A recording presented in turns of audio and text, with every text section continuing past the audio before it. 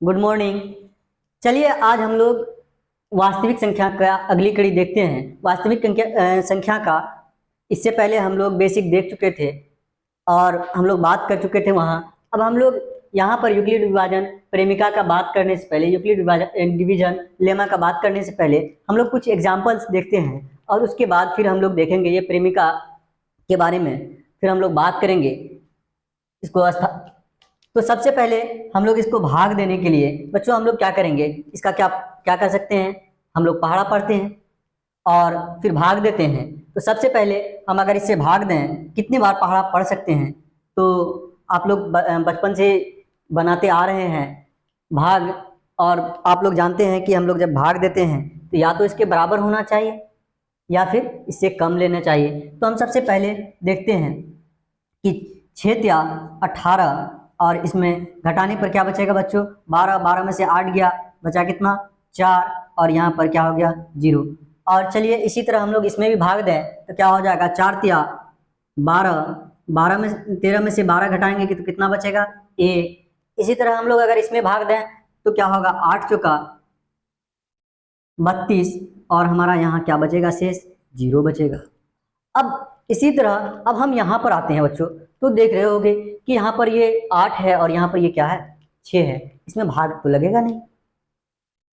हाँ भाग लगेगा बच्चों। हम लोग पहाड़ा पढ़ते हैं, कैसे पढ़ते हैं, अगर हम लोग 8 का पहाड़ा पढ़ें तो क्या करेंगे 8 एकम 8 तब 8 आएगा। अब इससे एक कदम पहले सोचिए, हम लोग इसको इस तरह भी तो पढ़ सकते हैं 8 गुना 0, 8 गुना 0 जो क्या होगा 0 हो।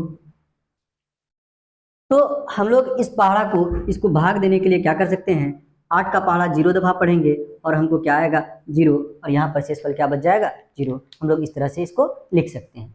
अब इसमें सबसे पहली चीज हम लोग बात कर लेते हैं, इसमें जो है हमारा कोण क्या है। सबसे पहले हम लोग जानते हैं जिसमें भाग देते हैं जिस संख्या में, उस संख्या को हम लोग क्या कहते हैं भाज्य कहते हैं। क्या कहते हैं भाज्य कहते हैं। और जिससे भाग देते हैं उसको क्या कहते हैं भाजक कहते हैं। और जो हमारा भाग देने के बाद जो ये आता है ये क्या कहलाता है भागफल कहलाता है। अब इसके बाद जो हम भाग देने के बाद जो बचता है मेरा, जो क्या होता है इससे छोटा होता है। कभी भी भाजक से जो शेषफल होता है वो हमेशा छोटा होता है। अगर ये बड़ा हो गया तो इसका मतलब एक दफा और पहाड़ा पढ़ा जा सकता था, पर हमारा यहाँ तो क्या है 4 छोटा है 6 से, इसलिए ये क्या है हमारा शेषफल है। क्या है हमारा शेषफल है। अब एक बात जानते हो कि बच्चों भाज्य को हम लोग किससे दिखाते हैं, ए से दिखाते हैं। किससे दिखाते हैं ए से। तो चलिए हम लोग यहाँ लिख देते हैं ए। अब इसके बाद भाजक को हम लोग किससे दिखाते हैं बी से। और भागफल को हम लोग किससे दिखाते हैं क्यू से दिखाते हैं। और शेषफल को हम लोग किससे दिखाते हैं आर से दिखाते हैं। किसे दिखाते हैं आर से। अब इसी में यूक्लिड विभाजन प्रेमिका में हम लोग इसको अगर स्टैंडर्ड फॉर्म में लिखना चाहें और फॉर्मूला के रूप में लिखना चाहें तो कैसे लिख सकते हैं, तो क्या लिखा जा सकता है, इस तरह लिखा जा सकता है ए बराबर B Q plus R, B Q plus R. हम लोग इस तरह लिख सकते हैं या नहीं लिख सकते हैं। तो हमारा जो यूक्लिड विभाजन प्रेमिका है वो क्या है ए बराबर B Q plus R, B Q plus R. अब देखो बच्चों, हम लोग इसको अगर इसी गणित को देख लें, इसी को अगर हम लोग एक इस तरह फॉर्मूले के रूप में बैठाना चाहें तो कैसे बैठाएंगे। ए हमारा क्या है 22 है, ले लीजिए, बराबर। अब देखिए बी हमारा क्या था भाजक है, भाजक कितना है 6 है।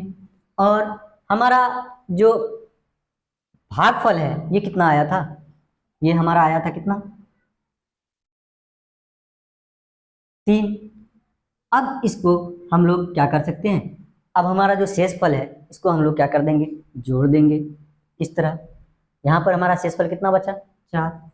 तो बच्चों इस तरह से हम लोग यूक्लिड विभाजन में देखते हैं। अगर हम इसको देख लें ये वाले को, तो हम लोग इसको भी कैसे कर सकते हैं, तो हम लोग इसको भी तो लिख सकते हैं ए मतलब हमारा भाज्य जो है वो कितना है, क्या है हमारा 6 है।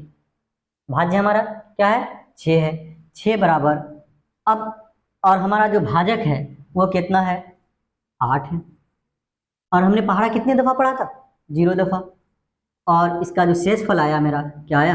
6 आया। तो हम लोग इस तरह से बच्चों यूक्लिड विभाजन प्रेमिका का जो प्रश्न बच्चों अब हम लोग देख लेते हैं यूक्लिड विभाजन प्रेमिका कहता क्या है। ये इसमें जो प्रेमिका है ये पहले से हल किया हुआ कथन है और इसमें देख लेते हैं क्या गया है। दो धनात्मक पूर्णांक a और b दिए रहने पर ऐसी अद्वितीय पूर्ण संख्या q और r विद्यमान है। q और r विद्यमान है। क्या बात की गई? दो धनात्मक पूर्णांक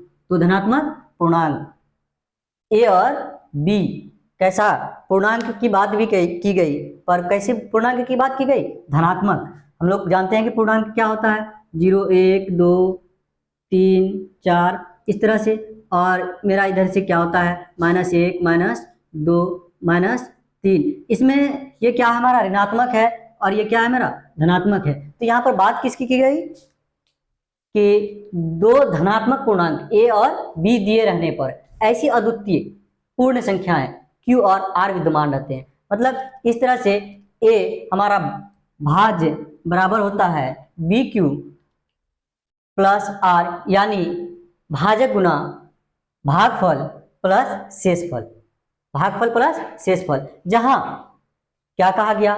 r क्या होता है? 0 से छोटा नहीं होता है, r 0 से बड़ा होता है या 0 के बराबर होता है। और r छोटा होता है किससे? b से। r छोटा होता है b से। मतलब कहने का ये है कि 0 से बड़ा होता है हमारा कौन? शेषफल, या 0 के बराबर आता है। और r ये जो शेषफल है, शेषफल छोटा होता है किससे? भाजक से। किससे? भाजक से। मतलब जिसे हम भाग देते हैं। अगर ये बड़ा हो जाएगा तो मेरा तो फिर एक बार भाग लग जाएगा। अगर मेरा r बड़ा हो गया तो क्या हो जाएगा? एक दफा और भाग लग जाएगा। इसलिए हमारा ये इस तरह से, इसको इस तरह से टर्म में लिख सकते हैं। अब चलिए हम लोग अगली कड़ी में बात करेंगे यूक्लिड विभाजन एल्गोरिथम की और चलते हैं। बच्चों ये एग्जाम्पल लिए, अब वो तो छोटा संख्या था तो हम लोग आसानी से कर लिए, अब इसमें कैसे करें? इसमें किससे चलेगा? तो इसमें आसान तो पड़ेगा नहीं। इसलिए हम लोग सबसे पहले जो इसको हम लोग इस तरह से कर सकते हैं 196 38,220। अब हम लोग इसको क्या कर लें? भाग दे दें। देखते हैं। अब अगर हमको ये 3 अंक लेते हैं तो देखते हैं एक बार चलेगा तो लिख लिए। कितना हुआ 1। कितना हो जाएगा? 196। और इसको हम लोग घटा लेते हैं। क्या हो जाएगा? 12 में से 6 जाएगा, बचा 6। और यहाँ पर 7 में यहाँ एक हासिल ये लिए, पहचान लिए तो कितना हो गया? 17। 17 में से 9 जाएगा, कितना बचेगा मेरा बच्चों? 8। अब देखते हैं यहाँ पर कितना बचा हुआ है? 2 में से 1 गया, कितना बचा? 186। मतलब ये तो छोटा है। फिर अभी भी तो मेरे पास यहाँ संख्या बची हुई है, संख्या मेरे पास यहाँ अभी भी बची हुई है। तो हम फिर इस संख्या को क्या कर लिए? ले लिए। कितना हो गया? 1820। अब कितने दफा चल सकता है ये? 8 दफा चल सकता है कि 9 दफा चल सकता है? 9 दफा चलेगा। कितना हो जाएगा? हम लोग गुना कर लेते हैं। 9 छक्के 54 की 4 हासिल 5 9 9 81 और 5 कितना हो गया? 86। 86 के 6 हासिल 8 9 एकम 9 8 कितना हो गया हमारा? 17। 1764 आया बच्चों। अब हम लोग इसमें घटा लेते हैं। 12 में से 4 गया, कितना बचेगा? 8। और यहाँ पर कितना है? 15। 15 में से 6 गया, बचा कितना? 9। और फिर यहाँ पर 17। 17 में से 17 गया, बचा मेरा 0। चलिए बच्चों अब हम लोग अभी भी तो यहाँ मेरे पास 0 बचा हुआ है। अब इस 0 को ले लेते हैं। क्या हो गया? 980। देखो बच्चों ये 5 दफा में चलना चाहिए तो कितना हो जाएगा? 6 5 30 0 और 9 5 45 और 3 48 हासिल 4 और 5 एकम 5 4 9। ये बच्चों हम लोगों का पूरा कट गया, अर्थात शेषफल हमारा क्या आया? 0 आया। शेषफल क्या आया हमारा 0 आया। अब हम लोग इसको देखते हैं परिमेयका के रूप में। अब इसको एक स्टैंडर्ड रूप में सजाने के लिए क्या करेंगे, लिख देंगे। पहले हमारा क्या होगा, जो बड़ी संख्या है अर्थात भाज्य है कितना 38,220 बराबर, हम लोग इसको कैसे लिख सकते हैं 196 गुना कितने बार भाग फल हमारा कितना आया था 195 प्लस शेष फल मेरा क्या बचा था 0। तो ये हमारा क्या हो गया गणित हो गया। क्योंकि अब हम लोग इसको इस तरह सजाना भी पड़ता है, सजा देंगे तो नंबर नहीं कटेगा। चलिए तो हम लोग और एक एग्जांपल लेके देख लेते हैं। कोई मान लीजिए मेरे पास कोई संख्या है 25 और दूसरी संख्या है हमारे पास 165। अगर हम लोग इसको लें तो हम लोग इसको भी वैसे ही लेंगे, बड़ी संख्या कहाँ लेंगे अंदर लेंगे भाज्य के रूप में, और छोटी संख्या कहाँ लेंगे हम लोग भाजक के रूप में। अब इससे क्या करेंगे हम लोग भाग देंगे।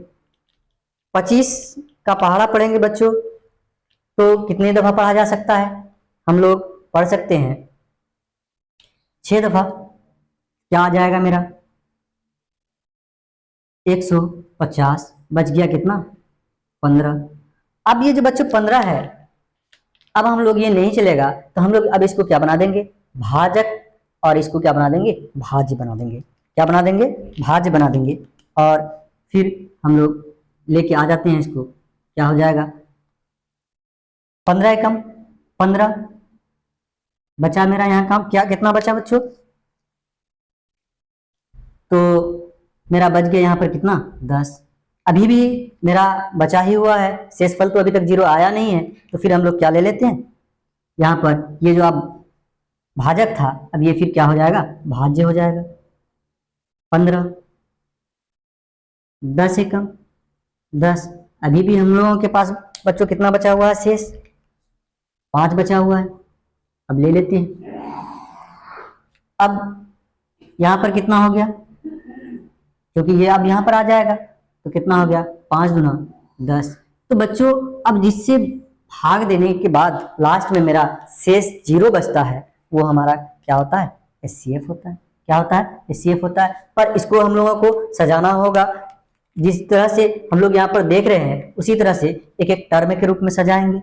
सबसे पहले हम लोगों का पहला जो है वो क्या है, इस तरह से यहाँ पर हमारा ये क्या हो गया भाजक हो गया, और ये हमारा क्या हो गया भाज्य हो गया, और ये हमारा भागफल हो गया, और ये शेषफल हो गया। तो हम लोग इसको इस तरह से लिखेंगे 165 बराबर 25 गुना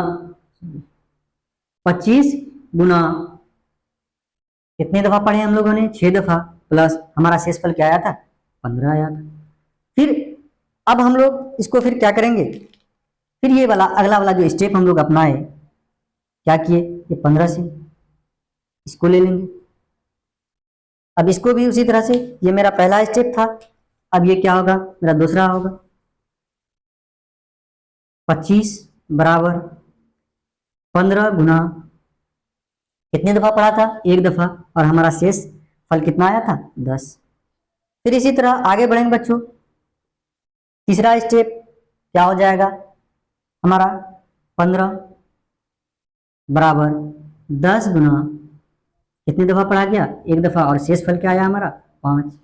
अब आखिर में ये हमारा फिर चौथा स्टेप आया।